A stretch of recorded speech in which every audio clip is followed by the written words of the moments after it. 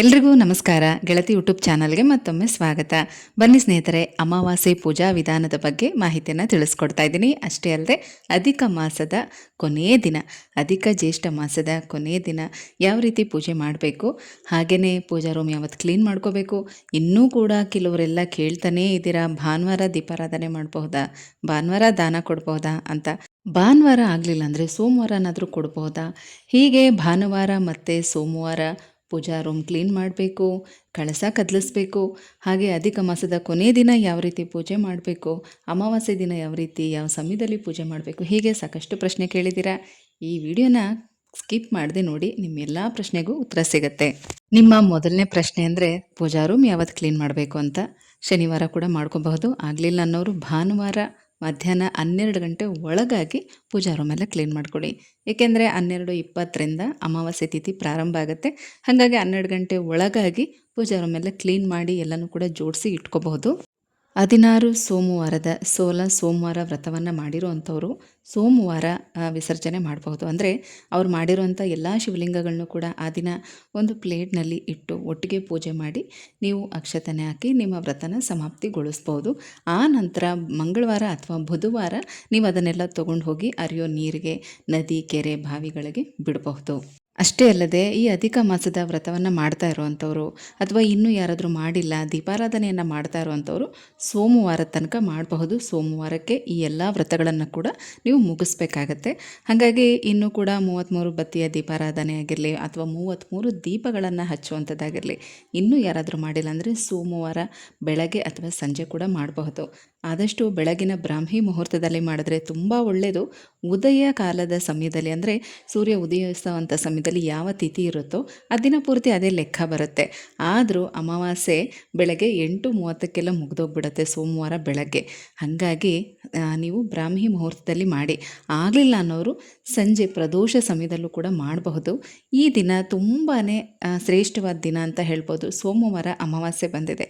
ಸೋಮವಾರ ಶಿವನ ಪೂಜೆಗೆ ತುಂಬಾ ವಿಶೇಷ. ಹಾಗಾಗಿ ಈ ಅಮಾವಾಸ್ಯೆಯನ್ನು ಸೋಮಾವತಿ ಅಮಾವಾಸ್ಯೆ ಅಂತ ಕೂಡ ಕರೆಯಲಾಗುತ್ತೆ. ಈ ದಿನ ದಾನಕ್ಕೂ ಕೂಡ ತುಂಬಾ ಮಹತ್ವ ಇದೆ. ಅಮಾವಾಸ್ಯೆ ಆಗಿರೋದ್ರಿಂದ ಈ ದಿನ ನೀವು ಮಾಡುವಂಥ ದಾನಗಳು ಮತ್ತು ಪೂಜೆಯಿಂದ ನಿಮ್ಮ ಪಿತೃಗಳು ಕೂಡ ಸಂತೃಪ್ತಿಗೊಳ್ತಾರೆ, ಅವ್ರಿಗೂ ಕೂಡ ಶಾಂತಿ ಸಿಗುತ್ತೆ, ಅವರ ಆಶೀರ್ವಾದ ಕೂಡ ನಿಮಗೆ ಸಿಗುತ್ತೆ.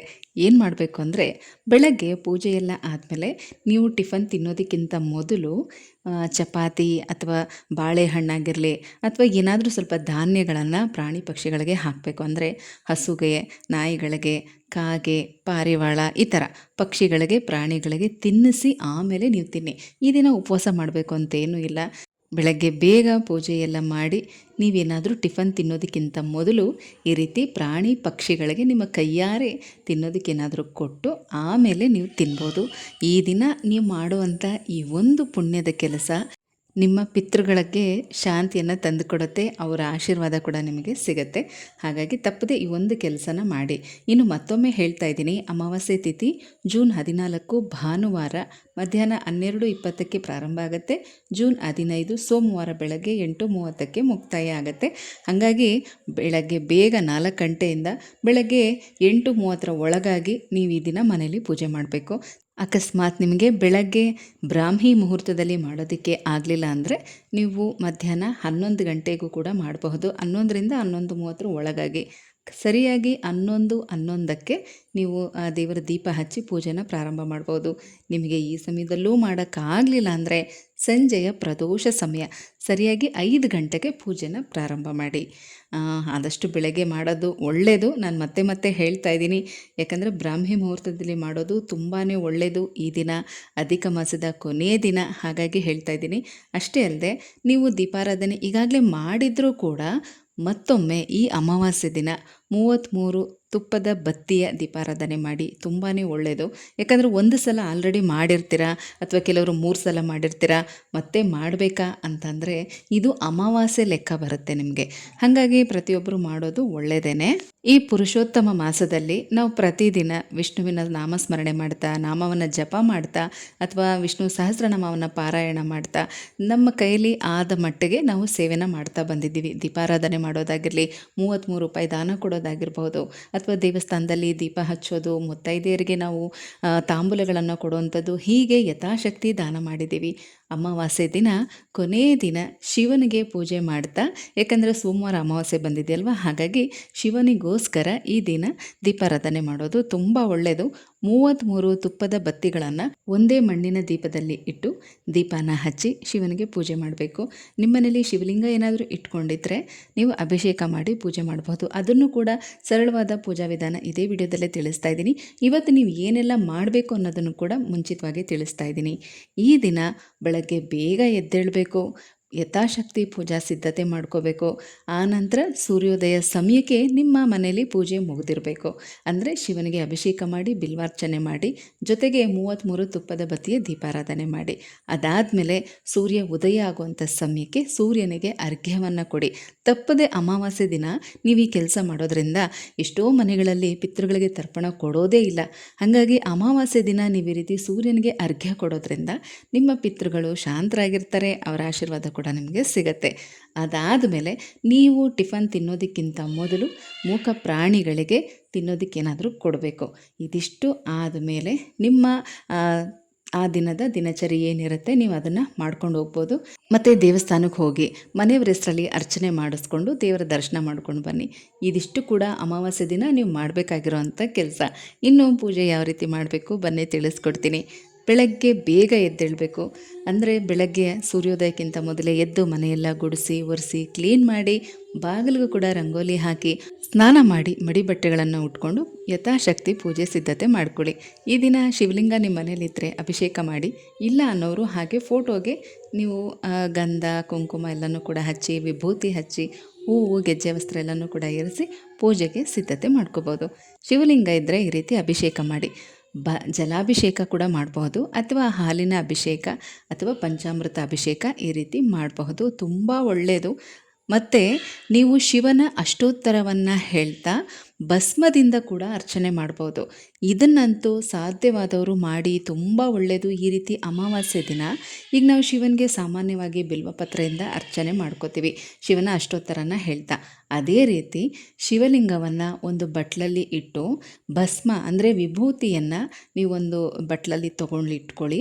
ಅದನ್ನು ನಾವು ಯಾವ ರೀತಿ ಕುಂಕುಮ ಅರ್ಚನೆ ಮಾಡ್ತೀವೋ ಅದೇ ರೀತಿ ಶಿವಲಿಂಗದ ಮೇಲೆ ಅರ್ಚನೆಯನ್ನು ಮಾಡ್ಕೋಬೇಕು. ಅಷ್ಟೋತ್ತರನ ಹೇಳ್ತಾ ಶಿವಲಿಂಗದ ಮೇಲೆ ಅರ್ಚನೆಯನ್ನು ಮಾಡಿಕೊಂಡು ಆನಂತರ ಪೂಜೆ ಮಾಡಿ ಆ ಒಂದು ದಿನ ಪೂರ್ತಿ ಶಿವಲಿಂಗ ಅಲ್ಲೇ ಇರಬೇಕು. ಆಮೇಲೆ ಮಾರನೇ ದಿನಕ್ಕೆ ನೀವು ಅದನ್ನು ತೆಗೆದು ಆ ವಿಭೂತಿನ ಒಂದು ಬಟ್ಲಲ್ಲಿ ಹಾಕಿಟ್ಕೊಳ್ಳಿ ಅಥವಾ ಒಂದು ಬಾಕ್ಸಲ್ಲಿ ಹಾಕಿಟ್ಕೊಳ್ಳಿ.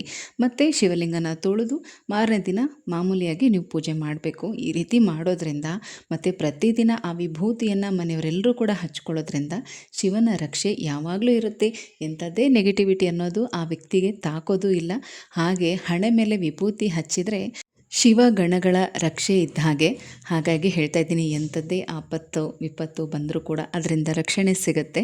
ಸಾಧ್ಯವಾದವರು ಮಾಡಿ, ತುಂಬಾ ಒಳ್ಳೆಯದು. ಈ ರೀತಿ ಸರಳವಾಗಿ ಮನೆಯಲ್ಲಿ ಶಿವಪೂಜೆಯನ್ನು ಮಾಡಬೇಕು. ಇನ್ನು ನೈವೇದ್ಯಕ್ಕೆ ಹಾಲು, ಹಣ್ಣು, ಸಿಹಿ ಅವಲಕ್ಕಿ ಅಥವಾ ಸಿಹಿ ಪೊಂಗಲ್ ಇದನ್ನೆಲ್ಲ ಕೂಡ ನೀವು ನೈವೇದ್ಯ ಮಾಡಬಹುದು. ಆನಂತರ 2 ತುಪ್ಪ ದೀಪಗಳನ್ನು ಹಚ್ಚಿ ಪೂಜೆನ ಪ್ರಾರಂಭ ಮಾಡಿ. ಅಭಿಷೇಕ ಎಲ್ಲ ಆದಮೇಲೆ ಗಂಧ ಮತ್ತು ವಿಭೂತಿಯನ್ನು ಹಚ್ಚಿ ಶಿವಲಿಂಗನ ಪ್ರತಿಷ್ಠಾಪನೆ ಮಾಡಿ, ಬಿಲ್ವಪತ್ರೆ ಮತ್ತು ಬಿಳಿ ಎಕ್ಕದ ಹೂವನ್ನು ಇಟ್ಟು ಪೂಜೆ ಮಾಡಿ, 2 ತುಪ್ಪ ದೀಪಗಳನ್ನು ಹಚ್ಚಿ ಹಾಗೆ ನೈವೇದ್ಯನೆಲ್ಲ ಜೋಡಿಸಿ ಪೂಜೆನ ಪ್ರಾರಂಭ ಮಾಡಬಹುದು. ಇದಿಷ್ಟು ಕೂಡ ಅಮಾವಾಸ್ಯೆ ದಿನ ಮಾಡುವಂಥ ಶಿವನ ಪೂಜೆ. ಹಾಗೆ ನೀವು ಮಾಡಬೇಕಾಗಿರೋಂಥ ಒಳ್ಳೆ ಕೆಲಸಗಳು, ಅದರ ಬಗ್ಗೆ ಸರಳವಾಗಿ ತಿಳಿಸ್ಕೊಟ್ಟಿದ್ದೀನಿ. ಸಾಧ್ಯವಾದಷ್ಟು ಪಾಲಿಸಿ. ಹಾಗೆ ಕೆಲವರೆಲ್ಲ ಒಂದಷ್ಟು ಪ್ರಶ್ನೆ ಕೇಳಿದ್ದೀರಾ, ಪೂಜಾ ರೂಮ್ ಯಾವತ್ತು ಕ್ಲೀನ್ ಮಾಡ್ಕೋಬೋದು, ಯಾವತ್ತು ಕದಲಿಸ್ಬೋದು ಅಂತೆಲ್ಲ. ನಾಳೆ ಅಂದರೆ ಭಾನುವಾರ ಮಧ್ಯಾಹ್ನ 12 ಗಂಟೆ ಒಳಗಾಗಿ ಪೂಜಾ ರೂಮ್ ಕ್ಲೀನ್ ಮಾಡ್ಕೊಳ್ಳಿ. ಸೋಮವಾರ ಬೆಳಗ್ಗೆ 8:30 ಒಳಗಾಗಿ ಆದಷ್ಟು ಪೂಜೆ ಮಾಡೋದಕ್ಕೆ ಪ್ರಯತ್ನ ಮಾಡಿ. ಆಗಲಿಲ್ಲ ಅಂದರೆ ಮಧ್ಯಾಹ್ನ 11 ಗಂಟೆಗೆ ಮಾಡ್ಬೋದು ಅಥವಾ ಸಂಜೆ 5 ಗಂಟೆಗೂ ಕೂಡ ಮಾಡ್ಬೋದು.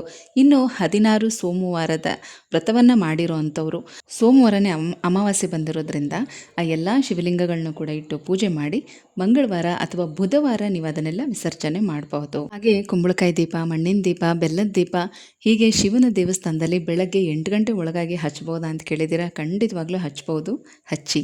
ಸ್ನೇಹಿತರೆ, ಸೋಮವಾರ ಅಮಾವಾಸ್ಯೆ ದಿನದ ಪೂಜೆ ವಿಧಾನ, ಹಾಗೆ ಏನೆಲ್ಲ ಸಿದ್ಧತೆ ಮಾಡ್ಕೋಬೇಕು ಇದೆಲ್ಲದ್ರ ಬಗ್ಗೆ ನಿಮಗೆ ಸರಳವಾಗಿ ತಿಳಿಸ್ಕೊಟ್ಟಿದ್ದೀನಿ.